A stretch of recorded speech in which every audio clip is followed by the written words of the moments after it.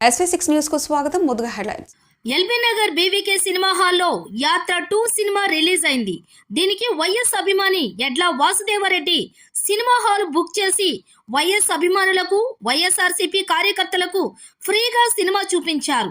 సుమారుగా 500 మందికి ఉచితంగా టికెట్లు అందించి సినిమా చూపించారు. వైఎస్ అభిమానులు జగన్ అభిమానులు సినిమా చూస్తున్నంతసేపు జై జగన్ జై వైఎస్ఆర్ అంటూ నినాదాలు చేశారు. దివంగత నేత వైఎస్ రాజశేఖర్ రెడ్డి అభిమానులు సినిమా చూస్తూ సంతోషం వ్యక్తం చేశారు. మరోసారి ఆంధ్రలో జగన్ పార్టీ అధికారంలోకి రాబోతోందని వారన్నారు.